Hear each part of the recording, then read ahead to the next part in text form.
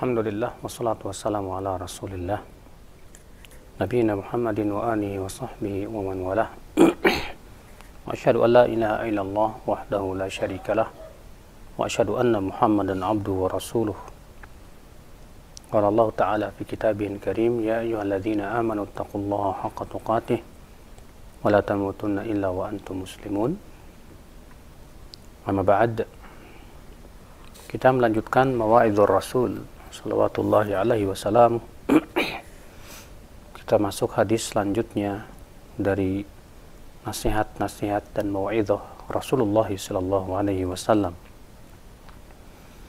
An Mu'adz bin Jabal radhiyallahu anhu qala kuntu ma'an nabiy sallallahu alaihi wasallam fi safar fa asbahtu yawman qariban minhu wa nahnu nasir. Mu'adz bin Jabal berkata, aku pernah bersama Nabi SAW di dalam perjalanan. Dan di waktu pagi suatu hari, aku dekat dengan Rasulullah SAW dan waktu itu kami sedang berjalan. Faqultu ya Rasulullah, akhbirni bi'amalin yudkhilunil jannah wa yuba'iduni minan nar. Lalu aku berkata, wahai Rasulullah, kabarkan kepadaku dengan amal yang bisa memasukkan aku ke surga dan menjauhkan aku dari api neraka. Qala laqad sa'altani an 'azim wa innahu la yasirun 'ala man yassarahu Allahu 'alaihi. Ta'budullah wa la tusyriku bihi syai'a wa tuqimus shalah wa tu'tiz zakah wa tasumu ramadan wa tahujjul bait. Maka Nabi bersabda, sungguh kamu telah bertanya kepadaku tentang perkara yang besar. Dan sesungguhnya ia mudah atas orang-orang yang Allah berikan kemudahan padanya. Yaitu kamu hendaklah beribadah kepada Allah dan jangan sekutukan Allah sedikit pun juga. Dan kamu mendirikan sholat, membayar zakat, berpuasa Ramadan dan haji ke Baitullah. Thumma qal, kemudian Rasulullah SAW bersabda, ala adulluka ala abwabil khair, as-sawmu junnah was-sadaqatu tudfi'ul khafi'ah kama yudfi'ul ma'un nar wa salatul rajul min jawfil lail. Maukah aku tunjukkan kamu kepada pintu-pintu kebaikan? Puasa atau saum adalah junnah, perisai. Was-sadaqah dan sadaqah tudfi'ul khafi'ah, bisa memadamkan dosa. Kama sebagaimana air itu bisa memadamkan api. Dan sholatnya seseorang di waktu malam, ya di tengah malam. Qala thumma tala, kemudian Rasulullah SAW membacakan, yaitu surat As-Sajdah ayat 16-17. Allah Ta'ala berfirman, a'udzubillahi minasyaitonirrajim, tatajafa junubuhum 'anil madaji'i yad'una rabbahum khawfan wa tama'a wa mimma razaqnahum yunfiqun fala ta'lamu nafsum ma ukhfiya lahum min qurrati a'yun jazaa'an bima kanu ya'malun. Lambung mereka jauh dari tempat tidur. Mereka senantiasa menyuruh Rabb mereka dengan rasa takut dan rasa berharap. Dan dari sebagian apa yang telah kami berikan rezeki kepada mereka, mereka menginfakannya. Jiwa tidak mengetahui apa yang disembunyikan untuk mereka dari kesejukan pandangan sebagai balasan terhadap perbuatan mereka. Thumma qal, kemudian Rasulullah SAW bersabda, ala ukhbiruka bi ra'sil amri kullihi wa amudihi wa dhurwati sanamihi. Maukah aku beritahukan kepada kamu kepala perkara seluruhnya, tiangnya dan puncak punuknya? Qultu bala ya Rasulullah. Aku berkata, kata Mu'adz bin Jabal, mau wahai Rasulullah. Qala ra'sul amri al-islam wa amuduhu as-salah wa dhurwatu sanamihi al-jihad. Kepala urusan itu Islam, tiangnya adalah sholat, dan puncak punuknya adalah berjihad. Thumma qal, kemudian Rasulullah SAW kembali bersabda, Ala ukhbiruka bimalaki dzalika kullih. Maukah aku beritahu kamu ya tentang kunci seluruhnya itu? Kunci yang telah disebutkan tadi dari awal. Ya, jalan menuju surga, demikian pula pintu-pintu kebaikan, demikian pula kepala segala urusan, tiang dan puncaknya. Nabi ingin memberitahu kepada Mu'adz bin Jabal apa kunci semua itu. Qultu bala ya Nabi Allah. Kata Mu'adz, mau wahai Rasulullah. Fa akhadha bilisani. Maka Rasulullah SAW memegang lidahnya. Lalu Nabi bersabda, kuffa alaika hadha, tahan ini. Faqultu ya Nabi Allah, wa inna la mu'akhadhuna bima natakallamu bih.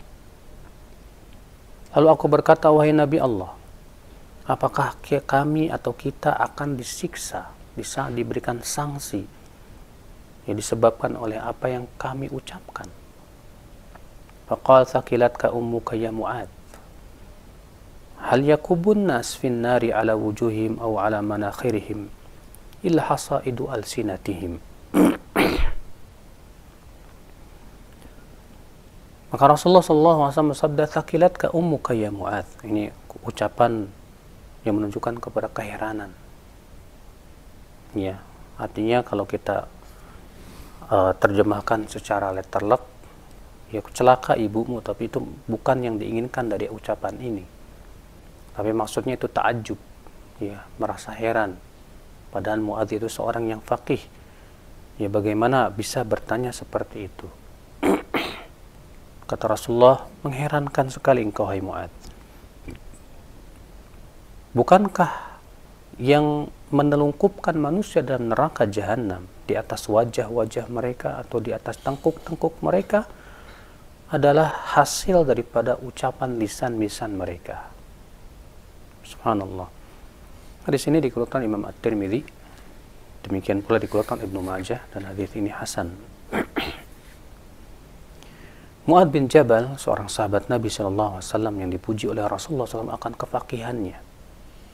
Disebutkan dalam hadis, Mu'adz baina yadayil ulama biratwah, ya, yaumal qiyamah. Mu'adz bin Jabal nanti akan dikumpulkan di depan para ulama sejauh mata memandang. Ya, beliau sahabat yang mulia, yang sangat faqih, yang Allah berikan kefaqihan. Mu'adz bin Jabal berkata, aku pernah bersama Nabi SAW dalam sebuah perjalanan. Ya, suatu ketika aku dekat dengan beliau, dan waktu itu kami sedang berjalan. Ini menunjukkan, akhi, kalau kita berjalan dengan seorang alim, ya, seorang ulama, maka jadikan itu ghanimah untuk kita bisa mengambil manfaat ilmu. Ya, ketika kita berjalan dengan seorang ustadz yang kita ketahui akan keilmuannya, ya, kedalaman kefaqihannya, maka ya jangan sia-siakan untuk kita berusaha bertanya tentang perkara-perkara yang kita tidak paham.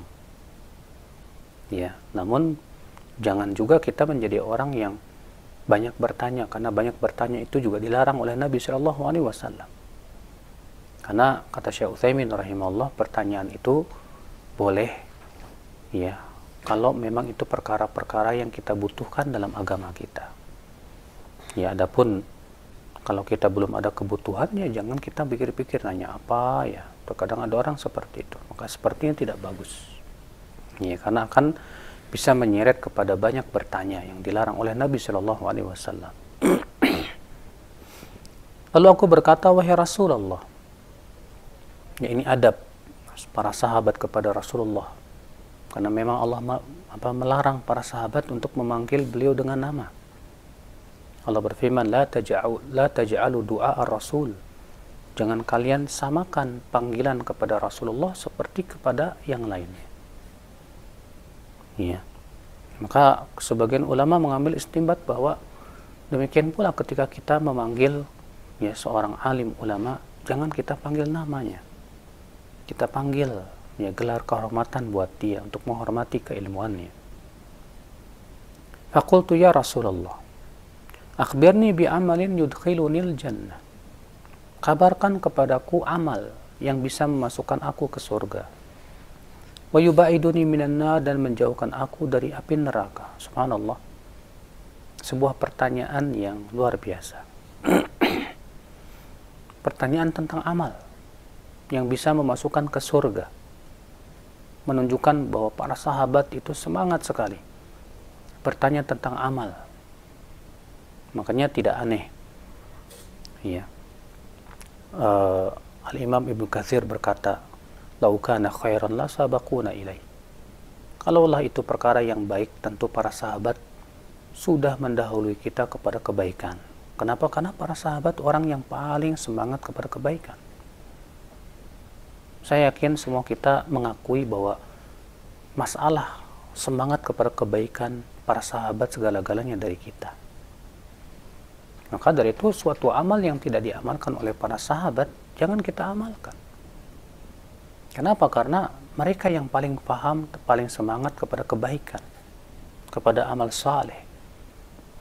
Oleh karena itulah Hudzaifah ibn Yaman berkata,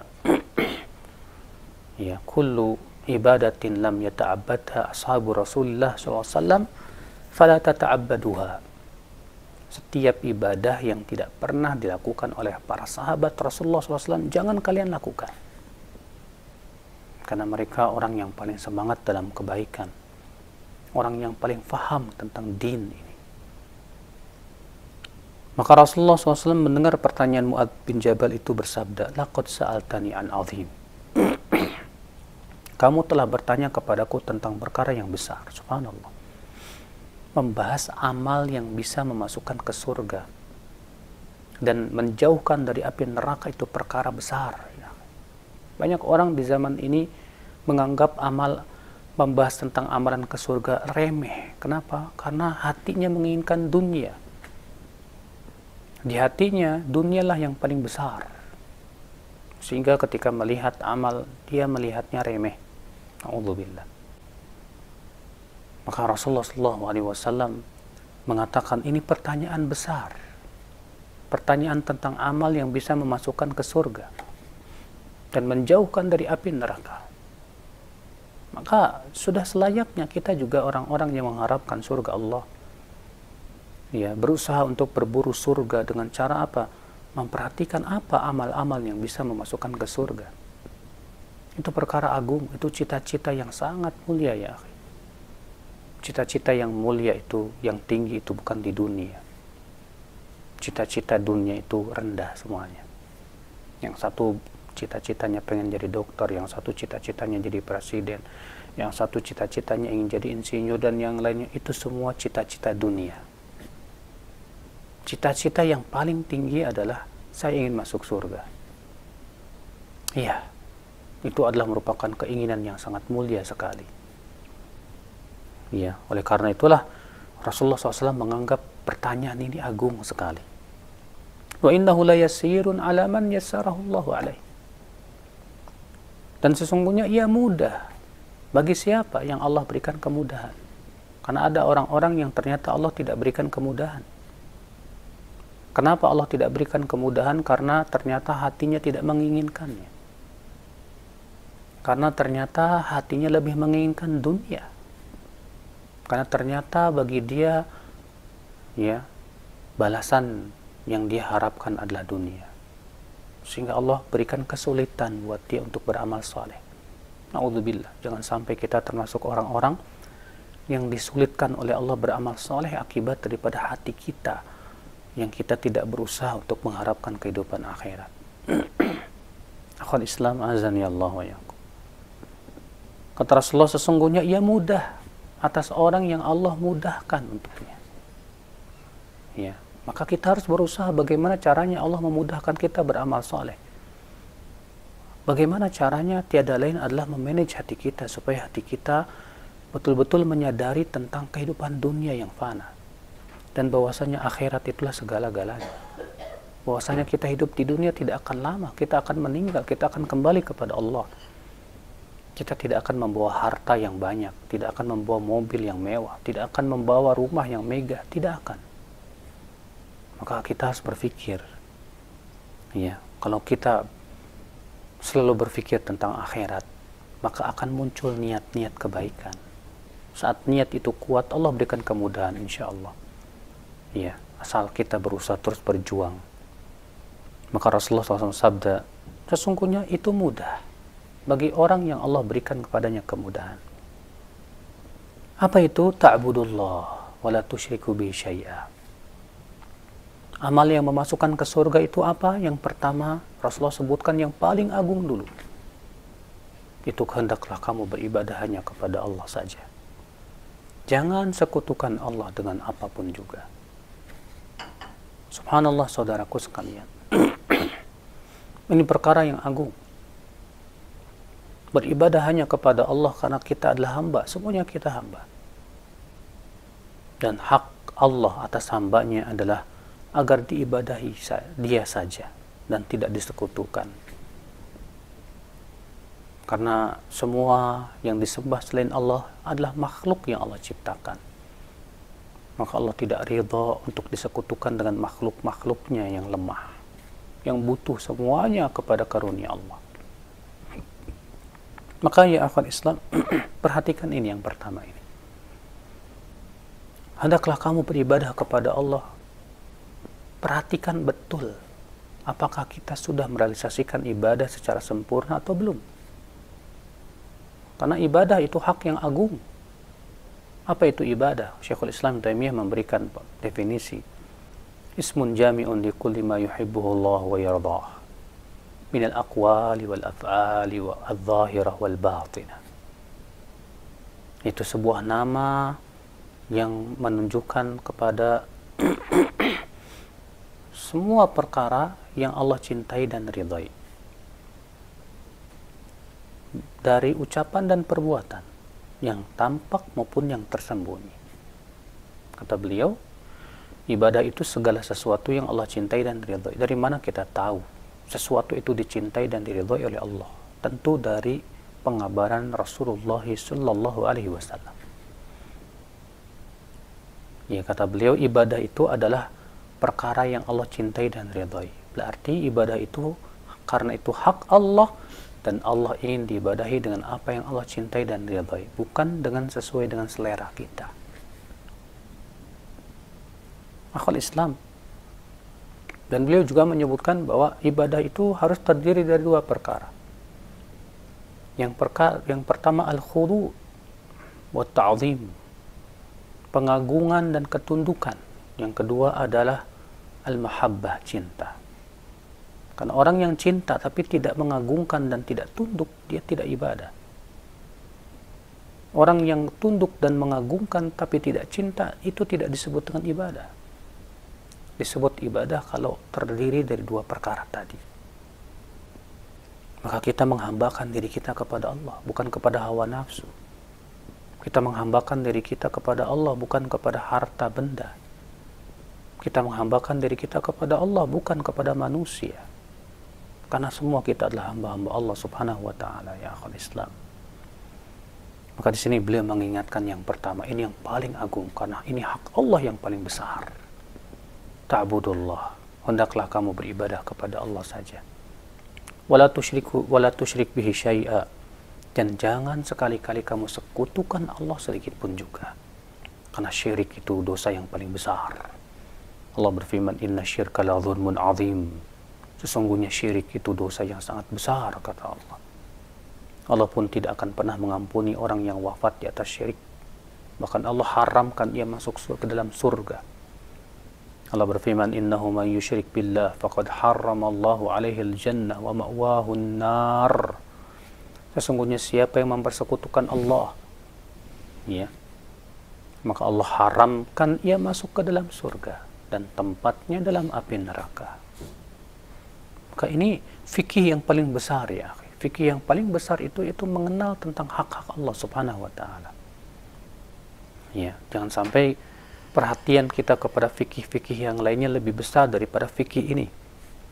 Fikih tentang ibadah kepada Allah. Fikih tentang tauhidullah jalla wa ala.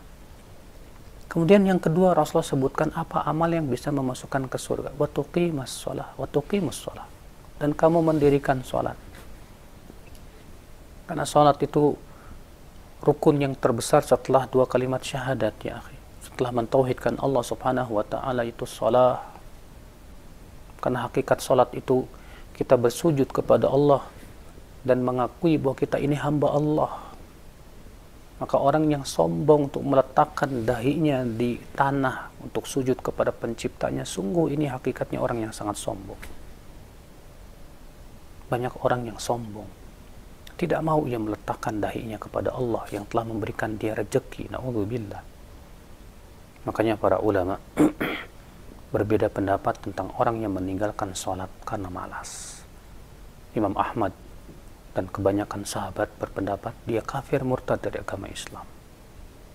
Sebagian ulama seperti Imam Malik, Imam Syafi'i, Imam Ahmad mengatakan belum. Ya, berarti orang yang meninggalkan sholat itu masih diperselisihkan ulama, dia muslim apa bukan. Ini menunjukkan betapa agungnya masalah sholat. Makanya seorang mukmin itu tidak boleh meremehkan sholat. Jangan meremehkan sholat. Seorang mukmin tidak boleh meremehkan sedikit pun dari perintah-perintah Allah, terutama masalah sholat. Ya, karena manfaat sholat untuk kehidupan kita luar biasa. Allah Ta'ala berfirman, Inna sholata tanha 'anil fahsya'i wal munkar. Sesungguhnya sholat itu mencegah dari perbuatan keji dan mungkar.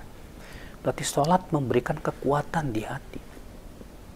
Orang yang senantiasa memperhatikan sholatnya, dia perhatikan syaratnya dan rukunnya dan tumakninahnya, maka orang ini insya Allah sholatnya akan memberikan kekuatan di hatinya. Dan kelak akan diberikan kekuatan untuk meninggalkan maksiat. Ya Allah. Sholat juga kata Rasulullah nur, cahaya. Cahaya di dunia dan akhirat. Sementara kita butuh cahaya. Ya, terlebih di kehidupan akhirat. Kita sangat membutuhkan cahaya ya akhul Islam. Salat juga menggugurkan dosa-dosa. Rasulullah mengatakan, bagaimana pendapatmu? Ya, kalau ada sungai yang mengalir di depan rumahmu dan kamu mandi setiap harinya 5 kali di sungai itu, hal yabqa min daran, apakah akan tersisa ya dosa-dosa atau kotoran-kotoran di kulitmu? Tentu tidak. Demikian pula salat. Subhanallah. Makanya kata Rasulullah, idza qama al-'abdu yusalli wudi'a al-khataya fawqa ra'sihi kama qala. Apabila seorang hamba berdiri salat, akan diletakkanlah dosa-dosanya di atas kepalanya, dalam satu riwayat ya di atas pundaknya.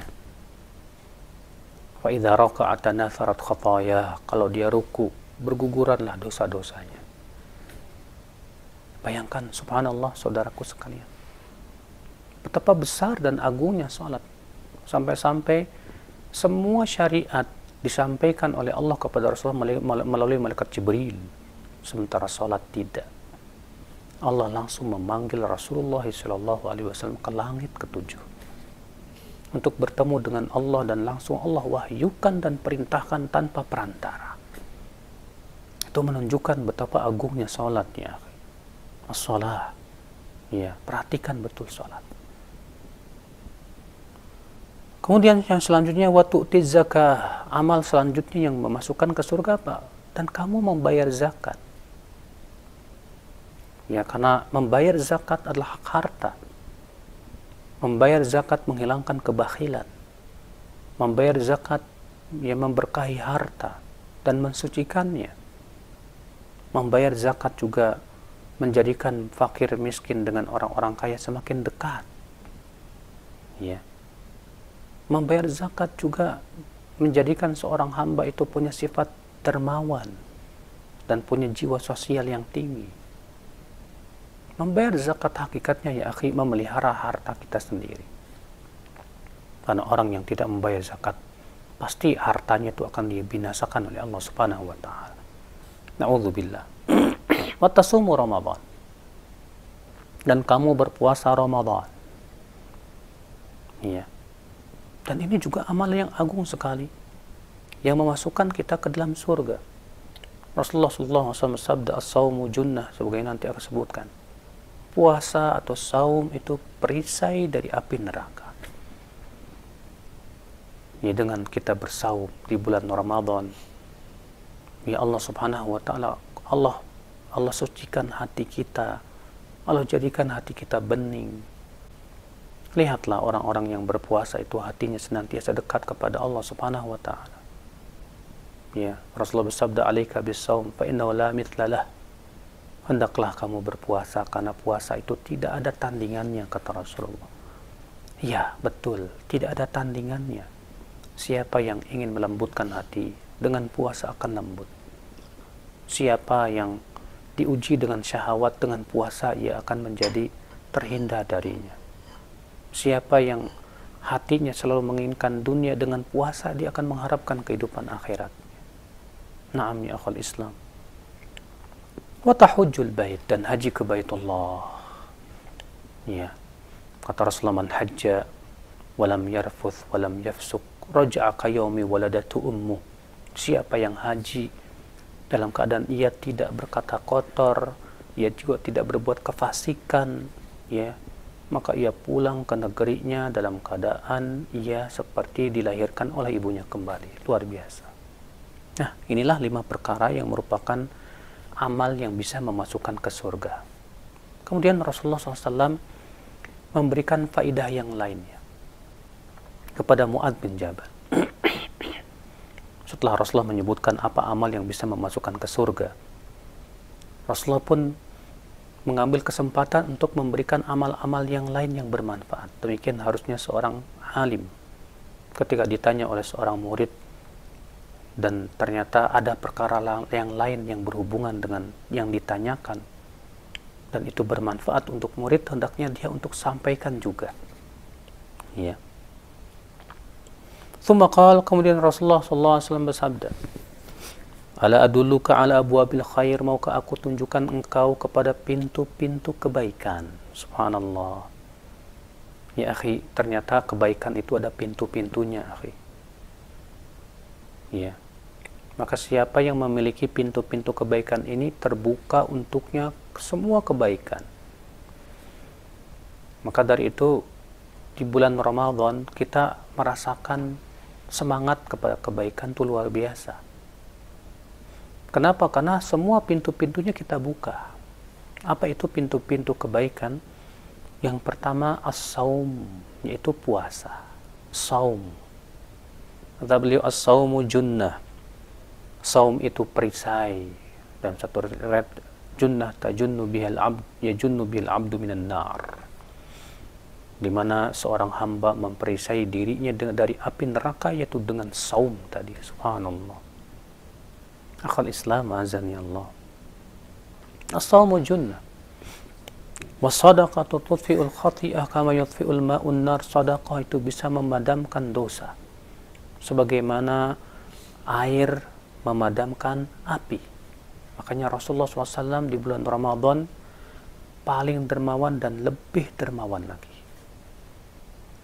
Iya, sebagaimana kata Ibnu Abbas, karena Rasulullah SAW ajwadan nas. Wa kana ajwadu ma yakunu fi Ramadan hina yalqahu Jibril. Adalah Rasulullah SAW manusia yang paling dermawan, dan beliau lebih dermawan lagi di bulan Ramadan.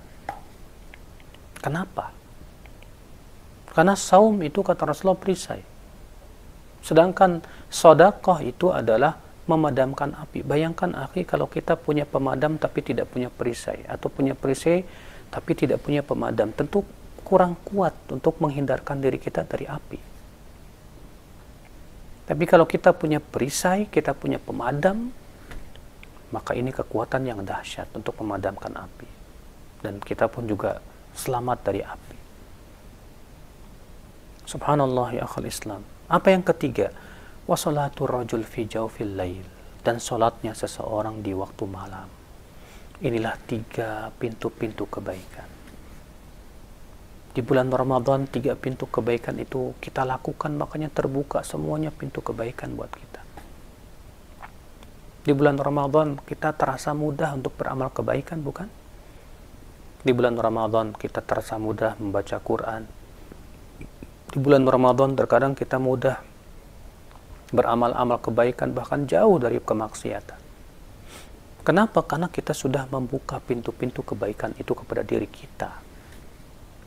Maka kalau kita ingin dimudahkan kepada semua kebaikan, kita harus membuka pintu-pintu kebaikan 3 perkara ini. Kita berusaha untuk memelihara saum sunnahnya, ya, setidaknya Senin dan Kamis. Kita juga untuk bisa sedekah. Kita juga untuk memelihara salat malam. Makanya 3 perkara ini yang akan membuka kebaikan. Terutama yang pertama itu saum. Ya. Demikian pula orang yang banyak bersedekah akan terbuka untuknya pintu kebaikan. Demikian pula orang yang senantiasa salat malam pun akan terbuka untuknya pintu kebaikan. Maka ya akhi, ya, kita berusaha untuk membuka 3 pintu kebaikan ini. Kemudian Rasulullah bersabda lagi, "Ala ukhbiruka bi ra'sil amri?" Maukah aku beritahukan kepada kamu kepala urusan, wa amudihi dan tiangnya, wa dhurwati sanamihi dan puncak punuknya. Kata Mu'adz, "Wahai Rasulullah." Kata Rasulullah, kepala urusan itu Islam. Islam itu kepala. Artinya tanpa Islam tidak akan diterima. Ya, sebagaimana badan kalau nggak ada kepalanya mati dia. Demikian pula, ya, iman tanpa Islam percuma. Amal tanpa keislaman, yang hakikat Islam adalah yaitu bertauhid, ya, menyerahkan diri kita kepada Allah Subhanahu wa taala, itu tidak akan diterima, ya. Makanya orang yang tidak mau masuk Islam lalu dia beramal kebaikan dan ia mati di atas kekafirannya, apakah akan diterima amalnya? Tidak. Allah berfirman, "La in asyrakta la yahbatanna 'amaluk." Kalau kamu berbuat syirik, Allah batalkan. Amalmu akan batal semuanya. Semuanya tidak akan diterima oleh Allah Subhanahu wa taala. Iya. Karena yang diterima di sisi Allah hanyalah Islam. Allah berfirman, "Inna ad-dina 'indallahil Islam." Sesungguhnya agama di sisi Allah hanyalah Islam. Allah juga berfirman, "Wa may yabtaghi ghairil islami dinan fala yuqbala min." Siapa yang mencari agama selain Islam tidak akan diterima oleh Allah. Makanya akhi, kepala urusan itu Islam. Apa itu Islam? Islam itu al-istislam, dari kata aslama yuslimu yang mempunyai makna al-istislam, menyerahkan diri kita kepada Allah. Dengan cara apa? Dengan cara mentauhidkan Allah Subhanahu wa taala. Itu Islam. Hakikat Islam itu menyerah kepada Allah, siap diatur oleh Allah. Itulah Islam. Sebagian orang mengatakan Islam itu dari kata selamat. Kita katakan, ya, mungkin juga, karena orang yang masuk Islam dengan secara sempurna dia akan selamat. Orang yang wafat di atas keislaman dia akan selamat dari api neraka, atau kekal, selamat dari kekal dari api neraka.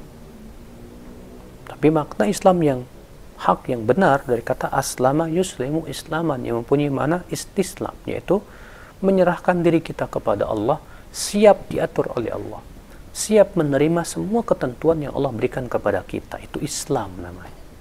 Makanya Islam meminta pemeluknya untuk tunduk dan patuh kepada penciptanya. Ya. Makanya kesempurnaan Islam seseorang itu, ya, tergantung kepada ketundukan dia kepada penciptanya. Semakin ia tunduk dan patuh kepada Allah, semakin sempurna Islamnya. Semakin kurang ia tunduk dan patuh kepada Allah, semakin kurang sempurna Islamnya. Wa amuduhu shalah, dan tiangnya salat. Bayangkan kalau suatu bangunan tiang-tiangnya hancur semuanya, bagaimana?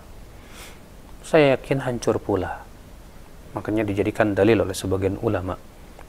Ini menunjukkan bahwa orang yang meninggalkan sholat itu hancur keislamannya. Ya, roboh keislamannya itu. Karena Rasulullah mengatakan bahwasanya sholat itu tiang Islam. Maka kalau tiang-tiang itu roboh, roboh pula bangunannya. Nasallallahu salamata wal afiyah. Dan puncak punuk dari Islam itu apa? Jihad. Apa itu jihad? Jihad secara bahasa artinya badlul juhd. Itu mengeluarkan seluruh kemampuan kita. Ya. Dalam rangka apa? Fi muqatalatil adu, di dalam memerangi musuh. baik musuh yang ada dalam diri kita, musuh berupa setan, dan yang lainnya. Dan Ibnu Qayyim mengatakan bahwa jihad ada 4 martabat. Martabat yang pertama, dan ini yang paling besar, yang paling dasar, itu jihadun nafs, jihad melawan diri sendiri. Menjihadi hawa nafsu agar ia mau taat kepada Allah.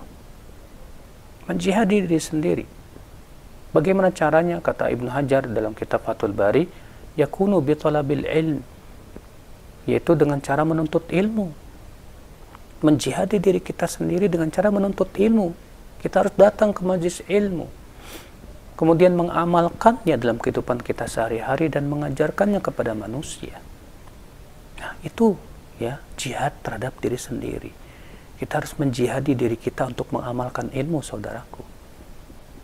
Ya. Kita harus menjihadi diri kita bagaimana supaya kita bisa ya melaksanakan perintah-perintah Allah berupa salat, zakat, puasa, haji, umroh, dan yang lainnya. Kita berusaha untuk menjihadi diri kita juga untuk meninggalkan perkara yang Allah haramkan, meninggalkan ghibah, meninggalkan namimah, meninggalkan segala macam yang Allah haramkan kepada kita. Itu membutuhkan jihad terhadap diri kita sendiri dan membutuhkan ilmu untuk mengetahuinya. Yang martabat yang kedua yaitu jihadu syaitan, jihad melawan setan. Bagaimana caranya? Kata Ibn Hajar, bima'rifati khutwati syaitan, yaitu dengan cara mengenal langkah-langkah setan. Pelajari bagaimana langkah setan untuk kita, bagaimana setan cara menyesatkan manusia. Ini harus kita betul-betul pahami, saudaraku. Iya. Kemudian martabat yang ketiga yaitu jihadul fusak, berjihad melawan orang fasik, pelaku dosa besar. Bagaimana caranya? Dengan mendakwahi, mengajak mereka kepada kebaikan, iya, agar mereka mau bertaubat dan meninggalkan kemaksiatan mereka. Yang keempat yaitu jihadul kufar, menjihadi orang kafir, dan tergantung keadaan jenis orang kafirnya. Karena kafir itu ada dua, ada kafir harbi, kafir yang memerangi kaum muslimin, membunuhi kaum muslimin, dan mengusir kaum muslimin dari negeri-negeri mereka. Maka kita juga perangi mereka ya sesuai dengan apa mereka memerangi kita. Kalau mereka memerangi kita dengan senjata, ya kita harus memerangi juga dengan senjata. Kalau mereka memerangi dengan pemikiran, kita perangi lagi dengan pikiran. Kalau mereka memerangi kita dengan media, kita balas perangi juga dengan media. Ikhwata Islam azani Allah wa iyyakum. Ada juga yang kafir non harbi, kafir yang tidak memerangi kaum muslimin. Maka berjihad melawan mereka dengan cara apa? Menjelaskan tentang Islam, berakhlakul karimah kepada mereka, berbuat baik untuk menunjukkan akan keindahan Islam, agar mereka mau tertarik kepada Islam. Akhwat Islam azani Allah wa iyyakum. Nah, inilah jihadnya, akhi, ya. Adapun perinciannya tentu bukan di sini tempatnya. Kemudian Rasulullah SAW bersabda, maukah aku kabarkan kepada kamu kunci semua itu? Bayangkan, kuncinya ini. Aku berkata, mau wahai Nabi Allah. Maka Rasulullah memegang lisannya, lidahnya. Lalu Rasulullah bersabda, tahan ini, lidah. Rupanya kunci semua itu lidah, saudaraku. Orang yang tidak bisa menjaga lidahnya tidak bisa menjaga semua itu. Orang yang mampu menjaga lisannya, insya Allah dia mampu menjaga semua itu. Makanya Allah Ta'ala berfirman, ya ayyuhalladzina amanu taqullah wa qulu qawlan sadida yuslih lakum a'malakum wa yaghfir lakum dhunubakum. Wahai orang-orang yang beriman, bertakwalah kamu kepada Allah dan ucapkan kata-kata yang sadid, yang baik, yang tepat, yang bagus, yang benar. Apa balasannya? Yuslih lakum a'malakum, Allah akan perbaiki amalan kamu. Ternyata menjaga lisan bisa memperbaiki amalan kita sendiri. Sebaliknya, tidak menjaga lisan menyebabkan amalan kita pun juga tidak terjaga. Oleh karena itulah Rasulullah mengabarkan bahwa setiap paginya a'dha'ul insan tukafirul lisan. Anggota tubuh manusia itu mewanti-wanti lidah sambil berkata, ittaqillah fina. Wahai lisan, bertakwalah kamu kepada Allah terhadap kami. Ini wajajna ini istaqamta istaqamna. Sebab kalau kamu lurus hai lisan, kami juga akan lurus. Kalau kamu bengkok hai lisan, kami juga akan bengkok. Hati-hati saudaraku, jaga lisan. Jangan semua yang ada di hati kita tuangkan dengan lisan dan tulisan, karena tulisan itu wakil dari lisan. Semua yang kekesalan kita, ya kita tuangkan, bahkan terkadang di media sosial kita tuangkan. Akhirnya menjadi kesialan buat kita. Saudaraku sekalian, hati-hati jagalah lisan saudaraku. Ya, oleh karena itulah seseorang yang bisa menjaga lisannya, dia akan dijaga oleh Allah amalannya. Dan orang yang tidak bisa menjaga lisannya, tidak terjaga amalannya. Semoga kita termasuk orang-orang yang dijaga lisannya. Kemudian Mu'adz berkata, wahai Nabi Allah, apakah kami semua kita ini akan diberikan sanksi akibat lisan kita? Kata Rasulullah, mengherankan sekali kamu, wahai Mu'adz. Ya, bukankah manusia ditelungkupkan di atas api neraka, di atas wajah-wajah mereka? Itu akibat daripada hasil lisan mereka. Subhanallah. Ya akhi, lisan ternyata bisa menyebabkan seseorang ditelungkupkan di atas api neraka, di atas wajahnya. Na'udzubillah.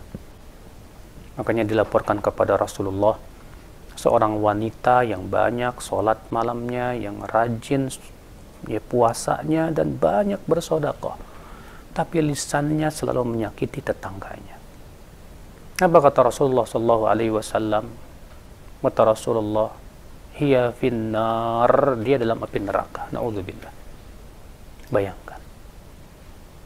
Kita terkadang ya akhi, saat kita kesal, saat kita geram, saat kita tidak setuju, langsung kita tuangkan dalam tulisan di media sosial tanpa memikirkan apakah itu akan memberikan mudarat atau akan menimbulkan, dan tanpa juga kita terkadang tabayun dulu kepada orangnya. Iya. Akhirnya apa? Penyesalan buat kita pada hari kiamat.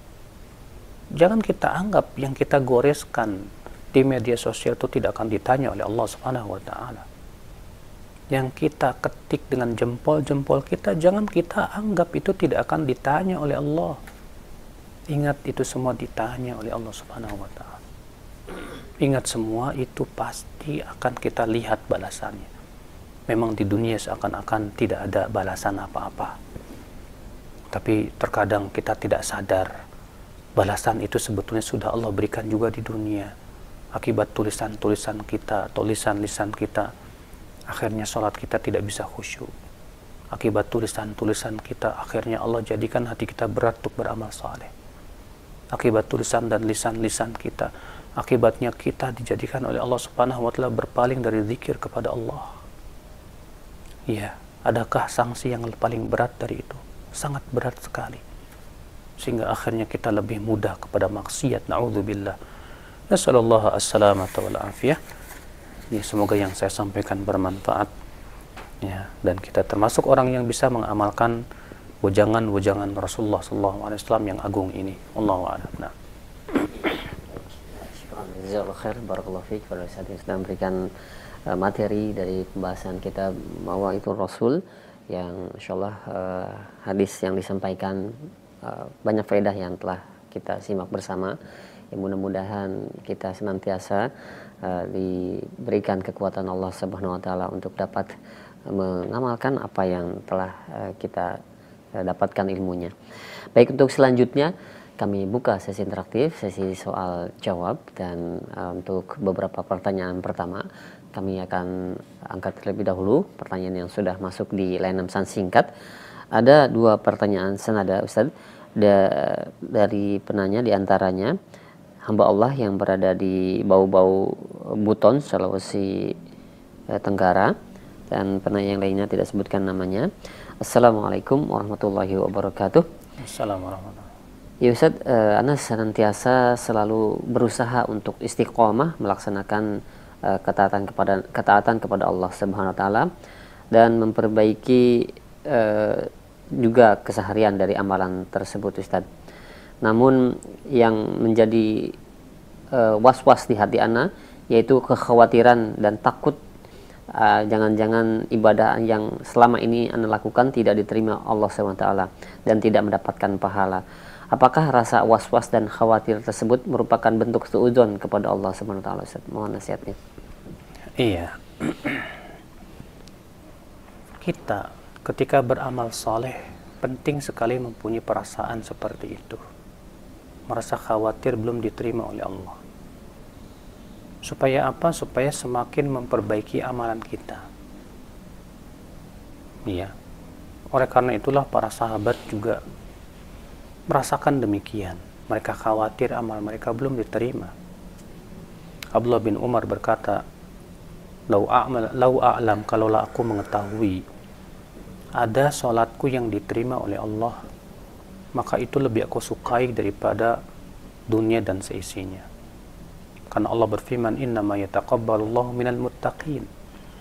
Sesungguhnya Allah hanyalah menerima dari orang-orang yang bertakwa. Iya. Ketika menafsirkan ayat di mana Allah Subhanahu wa taala berfirman, subhanallah, saya lupa ayatnya, ulaika yu'tauna. Subhanallah, saya lupa ya ayatnya tersebut. Aisyah radhiyallahu anha bertanya kepada Rasulullah, apakah maksud ayat itu adalah orang-orang yang berzina, mencuri dan berbuat maksiat? Kata Rasulullah, bukan hai Aisyah. Akan tetapi maksud ayat itulah orang-orang yang banyak beramal saleh tapi mereka merasa khawatir belum diterima oleh Allah. Hadis itu dihasankan oleh Syekh Salim bin Eid al-Hilali.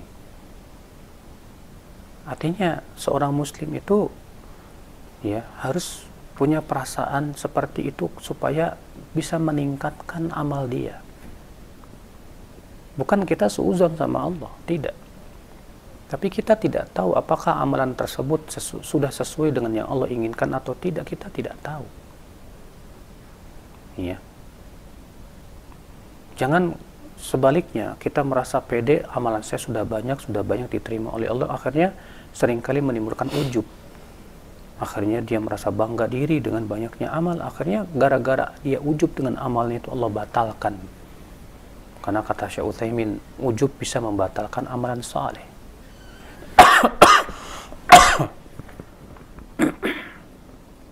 Ikhwata Islam azani Allah wa iyyakum. Oleh karena Ibnu Qudamah mengatakan, kebaikan tidak akan sempurna kecuali dengan 3 perkara. Yang pertama adalah segera melakukannya, jangan ditunda-tunda. Yang kedua adalah menyembunyikan.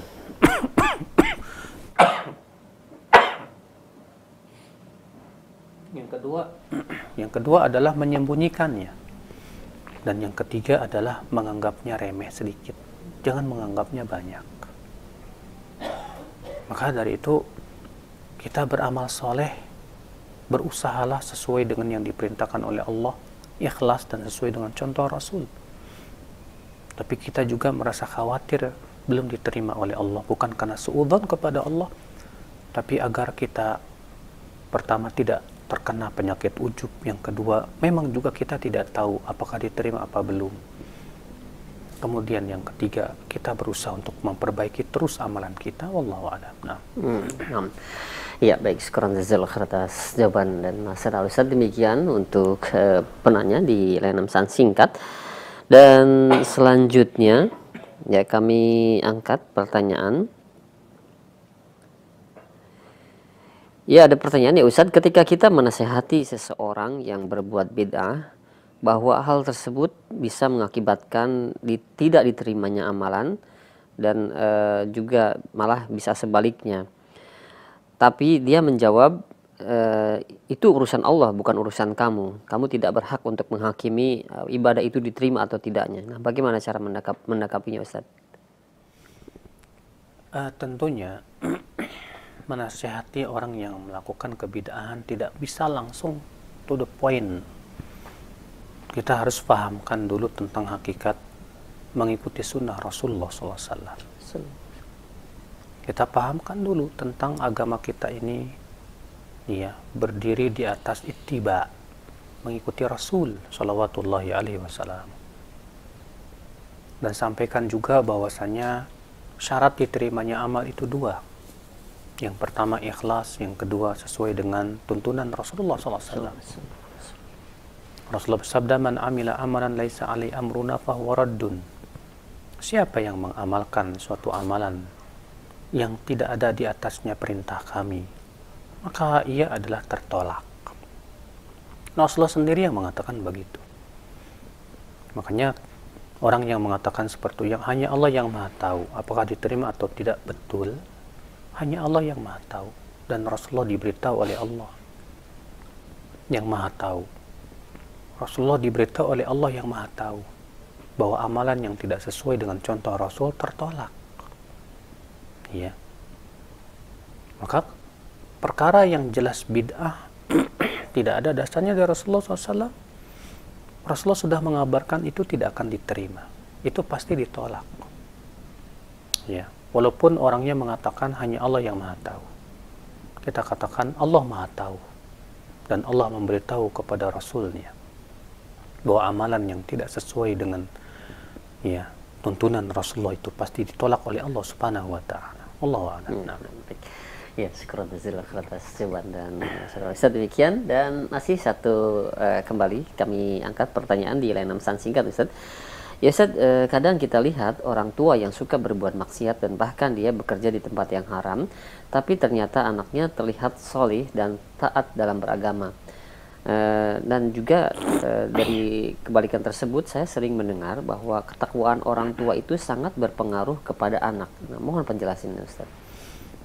Iya. Pertama, masalah hidayah dan takwa itu adalah Allah yang memberikan. Memang betul, ketakwaan orang tua sangat berpengaruh kepada anak. Nah, ketika kita melihat ada orang tua yang bekerja di lembaga-lembaga haram atau ribawi, tapi kok anaknya soleh? Karena anaknya tidak berdosa. Ya. Si anak memakan rezeki dari orang tuanya, sementara itu kebutuhan anak.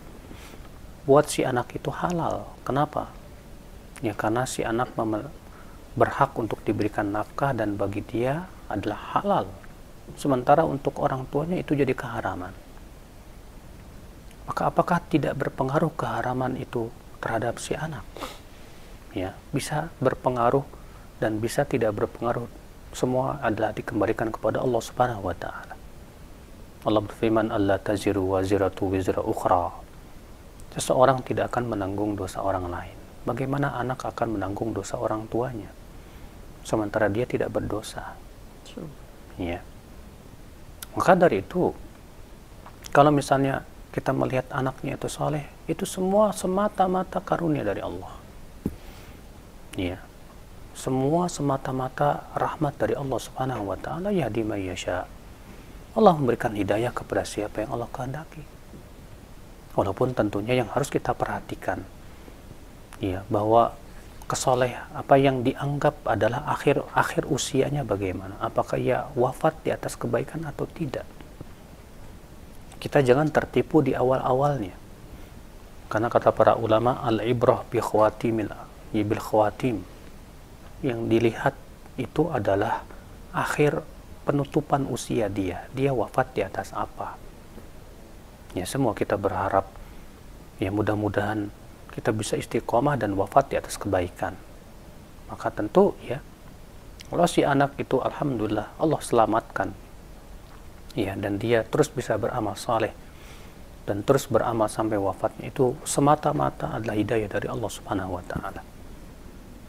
Ya, adapun orang tuanya pasti akan dimintai pertanggungjawaban oleh Allah tentang hartanya ataupun penghasilannya yang diharamkan oleh Allah Jalla wa'ala. Allahu a'lam. Nah.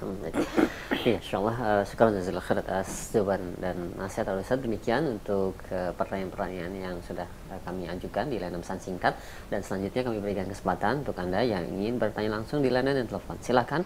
Dari Filiana di Situbondo. Iya, silakan. Ini Ustaz, ada orang yang bercerita pada anak perempuannya dizinai orang. Terus si orang tua menanyakan seperti ini kepada anaknya, kenapa kok jadi seperti itu kamu, katanya ini ujian bagi saya, jadi ini adalah bentuk kasih sayang Allah, begitu katanya Ustaz.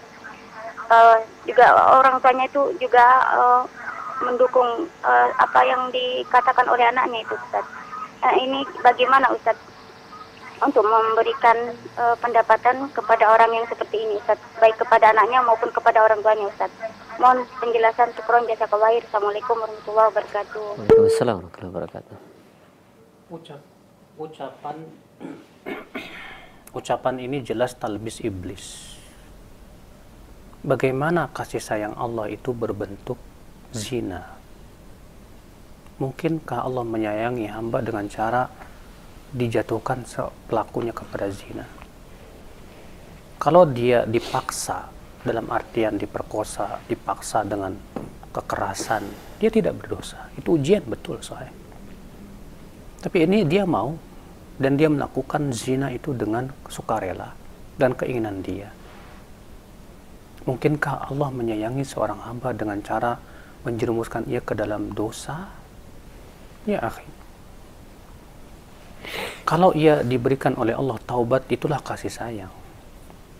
Tapi jika ia malah menganggap saya berzina ini ujian dari Allah dan ini sebagai kasih sayang dari Allah, subhanallah, maha suci Allah dari menyayangi hambanya dengan cara dijatuhkan kepada zina.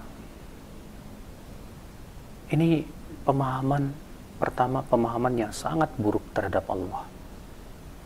Yang kedua, ya, ini sama saja menganggap bahwasanya Allah itu sayangnya bukan dengan menyelamatkan dari maksiat. Padahal hakikat kasih sayang Allah itu adalah dengan diberikan hidayah kepada ketaatan. Lalu bagaimana dengan orang-orang yang berbuat maksiat-maksiat itu? Ketika mereka ditanya, kenapa kamu berbuat maksiat? Dia akan berkata, ini ujian dari Allah untuk saya. Bentuk kasih sayang Allah kepada saya. Akhirnya dia terus berbuat maksiat karena menganggap ini kasih sayang Allah. Ya Allah, la haula wa la quwata illa billah. Sungguh ini, ya, sama saja menganggap Allah itu sayangnya, ya, tidak benar. Ya akhi, sesungguhnya rahmat Allah itu adalah hakikatnya diberikan kita hidayah. Makanya Allah berfirman, "Qul bi fadlillah wa rahmatih abidzalika falyafrahu huwa khairum mimma yajma'u." Katakanlah, dengan karunia Allah dan rahmatnya lah hendaklah mereka bergembira, itu lebih baik daripada apa yang mereka kumpulkan dari harta dunia. Para ulama dalam menafsirkan ayat ini mengatakan, katakanlah dengan karunia Allah, yaitu Al-Quran, dan rahmatnya itu Al-Islam, itulah hidayah. Ya. Allah juga menyebut Al-Quran itu rahmat. Allah berfirman, ya ayuhan nas, qad ja'atkum mau'izatun min rabbikum wa shifaa'un lima fis sudur wa hudaw wa rahmah lil mu'minin. Ya. Maka bagaimana Allah menyayangi seorang hamba tapi dengan cara menjerumuskan ia kepada maksiat? Lalu kemudian si hamba ini dengan seenaknya berkata, ini ujian dari Allah sebagai bentuk kasih sayang Allah kepada saya. Innalillah. Kita katakan, bertaubatlah Anda dari ucapanmu itu. Jangan menambah maksiatmu berzina dengan maksiatmu menuduh Allah menyayanginya dengan zina. Taubatlah Anda kepada Allah. Jika kamu memang bertaubat dengan taubat yang nasuh, maka itu insya Allah tanda Allah sayang kepada kamu, supaya kamu bertaubat kepada Allah Subhanahu wa Ta'ala. Wallahu a'lam. Iya, nah. Ya, baik, syukran jazakallahu khair atas jawaban Ustaz. Demikian untuk Ibu Siliana yang berada di Situbondo, dan selanjutnya masih kami berikan kesempatan Halo, Assalamualaikum. Waalaikumsalam warahmatullahi wabarakatuh. Mohon maaf dikecilkan terlebih dahulu volume televisinya Ibu atau radionya, volumenya dikecilkan saja. Silakan, dengan siapa di mana? Dengan Ibu Jutidawati Iya, silakan. di Medan. Iya, silakan. Di sini Ustaz, di kampung kami kebiasaan membaca Al-Quran selama 40 hari pada mayit yang baru meninggal.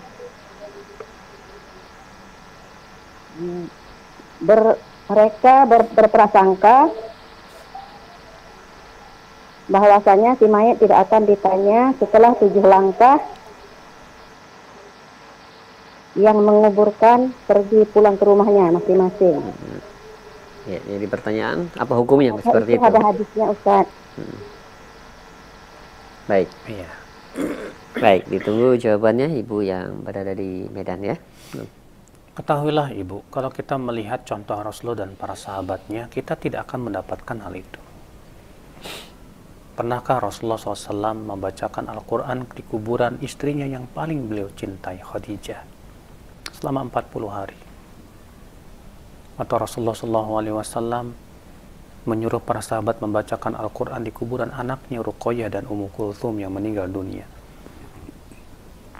selama 40 hari? Ketika Aisyah radhiyallahu anha bertanya kepada Rasulullah, "Wahai Rasulullah, kalau aku ziarah kubur, apa yang harus aku baca?" Rasulullah hanya mengajarkan doa saja, "Assalamualaikum ala diyar," dan tidak mengajarkan membaca Al-Quran di situ. Maka dari itu, ya, kalau kita melihat contoh Rasulullah dan para sahabatnya, tidak pernah kita mendengar sekalipun mereka melakukan itu. Kalau itu baik, tentu mereka yang pertama kali melakukannya. Adapun perkataan yang mengatakan 7 langkah, mana dalilnya? Masalah perkara yang gaib tidak boleh ditetapkan kecuali dengan wahyu. Tidak boleh ditetapkan hanya sebatas dengan pendapat-pendapat, tidak bisa. Bahkan ini keyakinan bertabrakan dengan hadis Nabi SAW. Ketika Rasulullah SAW telah selesai menguburkan mayat seorang sahabat Nabi SAW, Nabi SAW bersabda kepada para sahabat, ya, ini belum meninggalkan kuburan, belum. Kata Rasulullah, "Istaghfiru li akhikum wasalulahu tathbit fa innahu al-an yus'al." Mohonkan ampunan untuk saudara kalian ini, dan mohonkan supaya dikokohkan untuk bisa menjawab pertanyaan mungkar dan nakir. Karena sekarang dia sedang ditanya, kata Rasulullah. Padahal Rasulullah belum berangkat pula. Bagaimana hendak dikatakan 7 langkah tidak akan ditanya? Ya, padahal semua orang pasti akan ditanya. Rasulullah sudah mengabarkan itu dalam hadis-hadis yang sahih. Kata Rasulullah SAW dalam riwayat Imam Ahmad, "Idza qubira al-insan," ya, apabila seseorang telah dikuburkan, "atahu malakani azraqani aswadan," akan didatangi oleh malaikat mungkar dan nakir. Ya. Fajlisanihi, kemudian ditudukanlah orang tersebut, lalu ditanya tentang siapa Rabb. Di situ Rasulullah mengatakan apabila manusia dikuburkan, di situ Rasulullah menyebutkan dengan makna umum, seluruh manusia tanpa terkecuali. Akhwal Islam, maka dari itu, ya, keyakinan-keyakinan seperti tadi sama sekali tidak ada dasarnya dalam syariat. Imam Syafi'i dalam madhabnya yang masyhur mengatakan tidak sampai bacaan Al-Quran. Memang ada riwayat bahwa Imam Syafi'i mengatakan sampai, tapi itu riwayat yang marjuh. Ya, makanya kata Ibnu Katsir dalam tafsirnya ketika menafsirkan firman Allah, "Wa alaysa lil insani illa ma sa'a," beliau mengatakan yang zahir dari madhab Syafi'i bahwasanya bacaan Al-Quran tidak akan sampai kepada mayat. Ya, dan kalau kita melihat perbuatan para sahabat, tidak pernah ada satupun riwayat yang sahih Rasulullah membacakan Al-Quran kepada mayat. Tidak pula kepada para sahabat, kepada, ya, orang-orang yang meninggal di zamannya. Ya, maka dari itu, kebaikan yang paling baik adalah mengikuti Rasulullah dan para sahabatnya, karena mereka yang paling paham tentang kebaikan. Semoga yang saya sampaikan bermanfaat. Yang benar itu semuanya dari Allah, dan yang salah itu dari kekurangan ilmu saya. Subhanakallah bihamdik, asyhadu an la ilaha illa anta, astaghfiruka wa atubu ilaik. Sallallahu ala nabiyyina Muhammadin wa akhiru da'wana alhamdulillahi rabbil alamin.